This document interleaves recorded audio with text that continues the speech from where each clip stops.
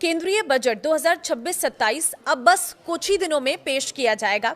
वित्त मंत्री निर्मला सीतारमण 1 फरवरी 2026 को रविवार के दिन लोकसभा में इसे पेश करेंगी और इस बार का बजट बहुत सारी उम्मीदें लेकर आने वाला है।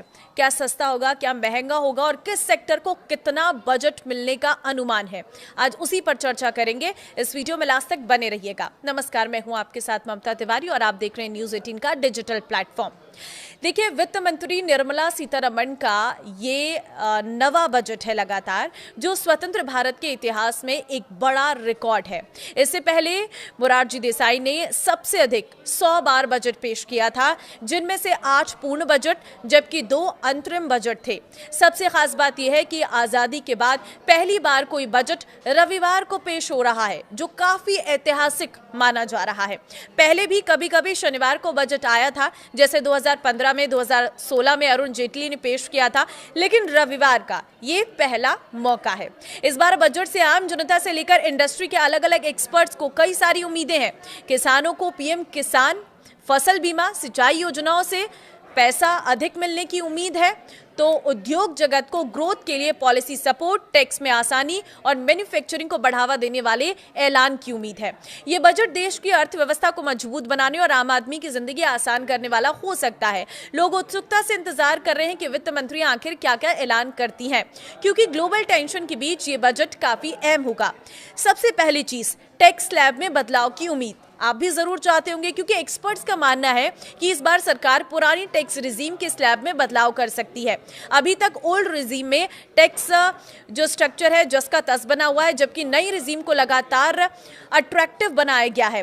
कंजप्शन बढ़ाने के मकसद से सरकार मिडिल इनकम ग्रुप को राहत देने पर फोकस कर सकती है। दूसरी चीज है, टीडीएस रेट्स कम होंगे, क्योंकि ये सवाल उठ रहा है।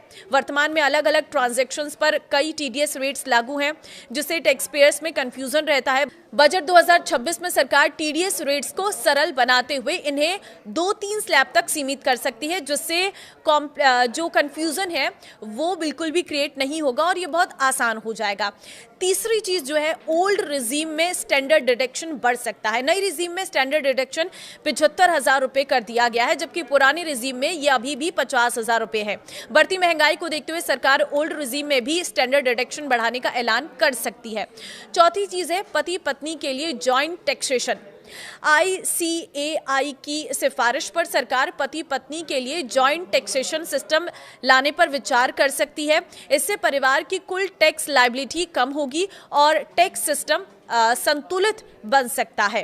देखिए, पांचवी चीज है, LTCG टैक्स फ्री लिमिट में बढ़ोतरी। शेयर बाजार और म्यूचुअल फंड निवेशकों के लिए राहत की खबर आ सकती है। सरकार लॉन्ग टर्म कैपिटल गेन्स की टैक्स फ्री लिमिट को 1.25 लाख रुपए से बढ़ाकर 1.5 लाख रुपए कर सकती है। देखिए, बढ़ती महंगाई के बीच आम आदमी के लिए सबसे भारी बोझ घर और इलाज से जुड़ा खर्च माना जाता है। ऐसे में टैक्स पेयर्स उम्मीद कर रहे हैं कि टैक्स स्लैब में बदलाव के साथ साथ सरकार रोजमर्रा के जरूरी खर्चों पर छूट देकर उन्हें राहत दे। मौजूदा समय में होम लोन के जो ब्याज है उस पर 2 लाख रुपए तक की जो छूट मिलती है, ये प्रॉपर्टी की बढ़ती कीमतों के मुकाबले काफी कम मानी जा रही है। दूसरी चीज है कि बजट 2026 से मिडिल क्लास रोजगार से जुड़ी कई उम्मीदें लगाए बैठा है। उन्हें उम्मीद है कि सरकार बजट 2026 में रोजगार और स्किलिंग को प्राथमिकता देगी, जिससे नए रोजगार का सृजन होगा और मिडिल क्लास को इससे फायदा मिलेगा। रोजगार बढ़ने से घर में आमदनी बढ़ेगी। साथ ही अगर सरकार MSME लोन में युवाओं पर ध्यान देती है तो स्वरोजगार के कई नए रास्ते खुल सकते हैं। वरिष्ठ नागरिकों के लिए नई टैक्स स्कीम उतनी आकर्षक नहीं है। बुजुर्गों को स्वास्थ्य और इंश्योरेंस खर्चों पर राहत की जरूरत होती है। ऐसे में उन्हें मेडिकल खर्चों में सरकार की ओर से बड़ी राहत मिल सकती है। अगर ऐसा होता है तो बुजुर्गों को काफी फायदा होगा। उद्योग जगत का मानना है कि इस बार बजट में आर्टिफिशियल इंटेलिजेंस AI इंफ्रास्ट्रक्चर को प्राथमिकता मिलनी चाहिए। हैप्पीएस्ट माइंड्स के CEO के अनुसार भारत को केवल AI का उपभोक्ता नहीं बल्कि ग्लोबल लीडर बनने की दिशा में आगे बढ़ना चाहिए। इसके लिए स्वदेशी हार्डवेयर, डेटा सेंटर, स्टार्टअप्स को सपोर्ट, टैक्स इंसेंटिव्स और इसके साथ ही स्किलिंग प्रोग्राम की जरूरत है। बाजारों को भी बजट से उम्मीद है, क्योंकि निवेशकों को इनकम टैक्स में राहत करीब 11.512 लाख करोड़ के टैक्स खर्च और फिजिकल डेफिसिट को 4.4% के आसपास रखने की उम्मीद है। कुल मिलाकर बजट 2026 से यह अपेक्षा की जा रही है कि वो ग्रोथ, रोजगार और इनोवेशन तीनों को नई गति देगा। कई एक्सपर्ट्स का मानना है कि अगर बजट में एंट्री लेवल ईवी को टैक्स छूट, सब्सिडी और आसान फाइनेंसिंग के साथ शामिल किया गया तो ये देश के ईवी इकोसिस्टम के लिए गेम चेंजर साबित होगा। इससे घरेलू कंपनियों को उत्पादन बढ़ाने, नई तकनीक विकसित करने और रोजगार के नए अवसर बनाने का मौका मिलेगा। तो आपको क्या लगता है, इस बजट में क्या आना चाहिए जिससे आपको फायदा मिले? कमेंट में जरूर बताना, और अगर आप मेरी इस वीडियो से सहमत है तो इसे शेयर जरूर करना। नमस्कार।